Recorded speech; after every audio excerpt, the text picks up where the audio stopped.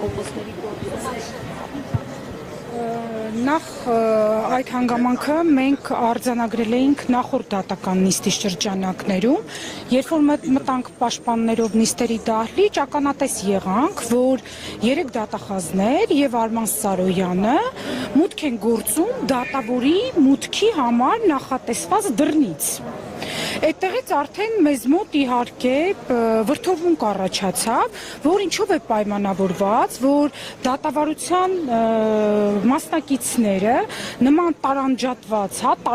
տարբերակված մոտեցման են արժանանում, հետևաբար այս դատական նիստից առաջ, երբ որ մենք մուտք գործեցինք դատարան պաշտպաններով, ականատես եղանք, որ պաշտպաններին շատ այսպես մանրակրկիտ զննում են, հրահանգներ են տալիս ձեռքի իրերը զնման սարքի տակով անցկացնել, առանձին զնման սարքն են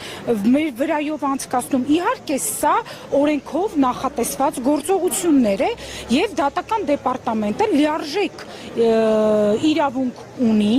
անվտանգության միջոցառումներ իրականացնելու։ Սակայն սա չի կարող վերաբերել միայն պաշտպաններին եւ պաշտպանական կողմին։ Հետո ականատես եմ լինում, որ Արման Սարոյանը մուտք է գործում դատարան, իհարկե հանրային վրդովմունքը եւ հասարակական պարսավանքը լսելի էր դրսից, երևի այդպես քայլերը արագացրեց, շտապեց դատարան ու ուղիղ բարձրանում է դեպի դատական նիստերի դահլիճ։ Ստիպված ես ճանապարհը արգելափակեցի, պահանջեցի կարգադրիչներին, որ ինչպես որ պաշտպաններին, լրագրողներին եւ մյուս անձանց են զնության ենթարկել անվտանգության նկատառումներից ելնելով, այնպես էլ բարի լինի դատական դեպարտամենտը նույն գործողությունները իրականացնի ինչպես տուժողի, այնպես էլ դատախազների նկատմամբ։ Եվ շատ այսպես դժկատությամբ ոչ դատախազները չէին եկել, հետո որ մտանք նիստերի դահլիճ, ես դատախազներին հարցրեցի, թե հարգելի գործընկերներ, դուք զննվել եք մտնելուց եւ որ դռնից եք մտել։ Սա ինչ տարբերակված մոտեցում է, այսինքն եթե իրենք իշխանական լիազորություններից են օգտվում, ուրեմն պիտի մտնեն դատավորի համար նախատեսված դռնից, հավասար մրցակցության պայմաններում դատավարության բոլոր մասնակիցները պետք է ունենան հավասար իրավունքներ, հավասար պարտականություններ, սկսած դատարանի դռնից մինչև դատաքննության ամբողջ ընթացքը։ Հետևաբար ես այդտեղ ընդվզեցի, այսպես ասած, այդ անարդարության դեմ, որ սրանից հետո որևէ մեկը իր մտքով չանցկացնի, որ պաշտպանների նկատմամբ կարող են զնության ավելորդ գործողություններ իրականացվել, իսկ դրանք ավելորդ գործողություններ են, որովհետև մեր ձեռքին որևէ բան չկա եւ այդպես մարմնի վրա այդ զնության սարքը անցկացնելով իրենք դեմոնստրատիվ ցույց են տալիս, որ հասարակական ինստիտուտի ներկայացուցիչների նկատմամբ կարող են նմանատիպ գործողություններ անել, իսկ կարող եք դուք նման պատշաճ գործողություններ իրականացնել իշխանական լիազորություններով օժտված հանրային մեղադրողների նկատմամբ։ Ես այստեղ հռետորական հարց եմ հնչեցնում, բայց միևնույն ժամանակ պահանջում եմ, որ հետ այսու հանրային մեղադրողների եւ տուժողի նկատմամբ, անկախ նրանից, որ իրենք իշխանության այսպես աջակցությունից եւ զորակցությունից են օգտվում, լինի նույն մոտեցումը, ինչ որ փաստաբաններին, պաշտպաններին եւ պաշտպանական կողմին, ինչպես նաեւ լրագրողական հանրությանը։ Շնորհակալություն։ Տիկին Ֆարմանյանի մեկ ճշգրտում էր, ամեն գնով գործը ուղարկել Երևան, ինչը, այսինքն դատավորը ձեռքերը լվանում է, այս քաղաքականությունն է։ Ես չեմ ուզում նման եզրույթ օգտագործել, որ դատավոր Ռուշանյանը ձեռքերը լվանում է, որովհետեւ ինչպես դատական նիստի ժամանակ դուք լսեցիք, ինքը ասեց, որ նույնիսկ իր արձակուրդից չի օգտվի,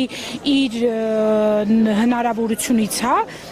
ուրեմն գործից բացակայելու որևէ կերպ դրանից չի օգտվի եւ պատրաստական է գործը շարունակել, սակայն իրավական խնդիր է տեսնում։ Մենք այդ իրավական խնդիրը չենք տեսնում, որտեղ ինչպես պարոն Զորաբյանը նշեց,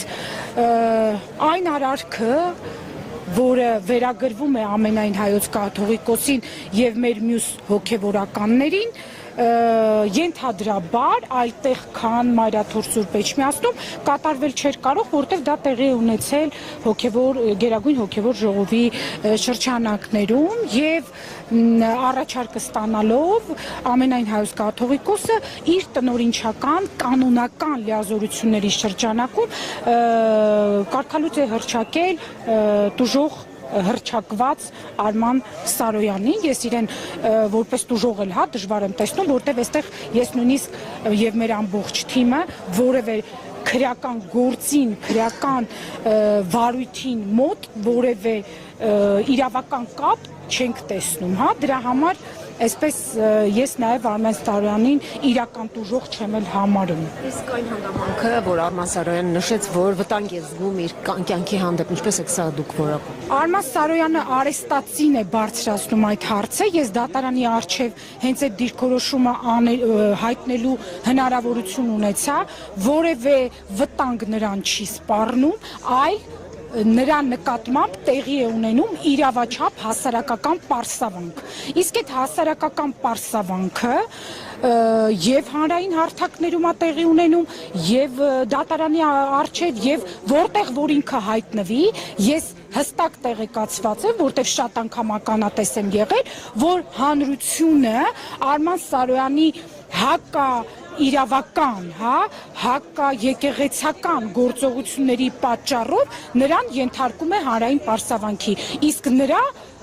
անձին հաստատապես որևէ վտանգ չի սպառնում։ Հետևաբար Արման Սարոյանի այդ դիրքորոշումը մտածածին էր, ինչը որ դատավոր Ռուշանյանի կողմից իրավաչափորեն այդ միջնորդությունը մերժվեց եւ ինչը որ արձանագրվեց, որ նրա նկատմամբ անվտանգության նույնիսկ միջոցի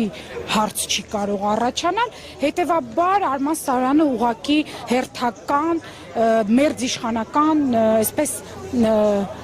կիսաբեմադրությունն է ներկայացնում ինձ համար Արման Սարոյանի եւ նրա նման հակաեկեղեցական գործունեություն իրականացնող անձանց գործողությունները ես կարող եմ որակել որպես կիսաբեմադրություն ի աջակցություն իշխանություններին։ Շնորհակալություն։